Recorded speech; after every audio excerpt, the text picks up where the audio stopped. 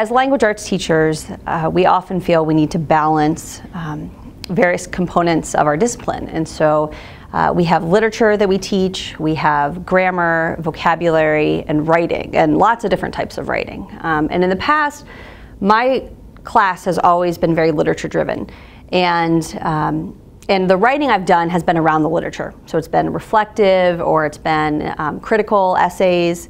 And creative writing has always been a tack-on, something I've added to the class. And so, well, last year I went to the NCTE conference, the English Teachers Conference, and I went to a presentation with a 5th grade teacher who does this creative project around a make-believe town. And he bases it off of Garrison Keillor's Lake Wobegon.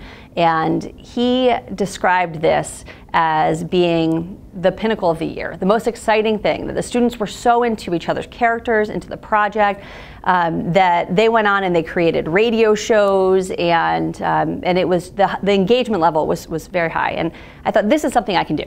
I can get the students invested in each other's writing and have this be a project that isn't just a tack-on, that's a core of what we're doing. And so last year, after coming back from the conference, I decided, I'm going to do it. Okay, well, let's just jump into it.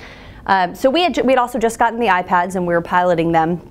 And so I started looking through apps and thinking what apps will be really helpful. And one app that came to mind was the Google Earth app. And students started zooming into certain cities or towns and thinking, do we want a section of New York City to be the basis of our stories? Do we want to be in a small town in the middle of the mountains in Colorado? Do we want to be a coastal town? Do we want to have a lot of tourism in our town? Do we want it just to be insiders? And that's when the fun began, because students started saying, well, I'm going to have this character who works at this McDonald's over here, and he is going to think McDonald's is the central focal point of the whole town. And then I had another student who said, you know what, I'm going to have a character who hates fast food restaurants and wants to get rid of fast food restaurants entirely. And conflict happened. It naturally developed as I started making these characters. And so then, there was a visual to our town as well. And students were constantly hopping back out to the map and saying, can we have some map time? Can we have some map time? We need to add to our town. I want you to add where they work.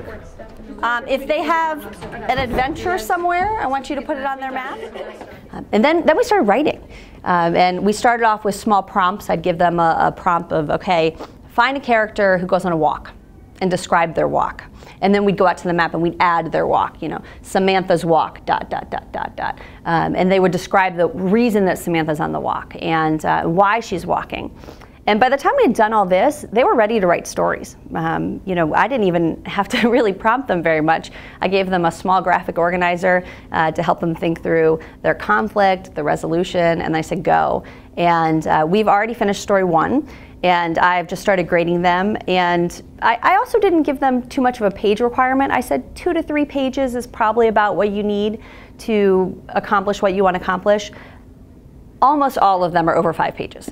I have a story that's 17 pages long. I have another one that's 10. It's going to take me forever to grade them. But their interest is so high. And because they know each other's characters, they're really working hard to make them believable and interesting. Right now they're starting story number 2. Today in class, they're going to be sharing story number 2 with each other, getting feedback from each other, and going back out to the maps again. I want you first to say, so for instance, let's say Anders is reading his story. I want him to tell his group who his characters are. And I want his group to open up the character maps of those people so that they can take a look at them. Just this week, I asked them to journal about whether or not they want to continue next semester, because this semester is winding down, and I just want feedback. Do you want to continue next semester? Because we could keep going. And by and large, they all said yes. They all said yes. But the idea of this never ending is exciting. I feel like this project is now something that is an anchor to my class, and I feel like creative writing is not a tack-on. It's also given me a lot more opportunity to work on the fine-tuned editing of writing outside of an essay, and so we work on getting rid of bland words. We work on varying our sentence structure, varying the beginning of sentences, and they really care about the quality of their writing. And so they're putting a lot of effort into the editing as well as the actual writing. Okay. How old are they going to be in your story? As a language arts teacher, often students write something and their writing exists in a vacuum, and I am their audience. Potentially their audience might be their parents as well. The neat thing about this project, because they're in a group of 4 or 5, is they automatically have an audience that's broader than just me, and they care about that audience. And so at minimum, their audience is this small group of 5 who's highly invested in their characters and in their town. However, as we move forward, the audience becomes broader than that. It becomes the class, and it becomes, I have a whole website, and we post these things on my website. And so that's a motivating factor for the students, this sense of having an audience. Even having their maps out in the hallways gives them a larger audience.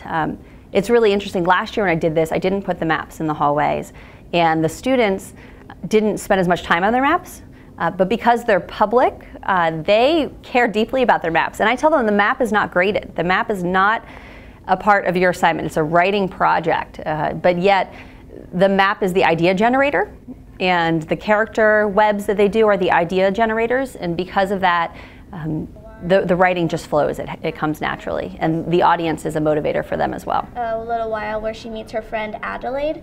Adelaide lives right here. Then she usually goes back home by then, but sometimes she goes and helps out at the retirement center.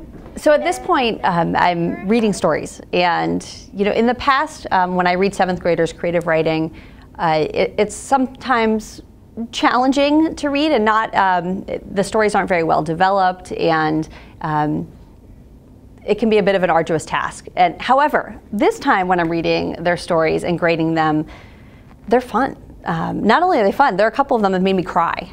They're moving. I'm enjoying the act of reading my 7th graders creative writing, and I'm looking forward to spending my break, honestly, grading them, and I'm looking forward to what they're going to come up with next, because they're not finished.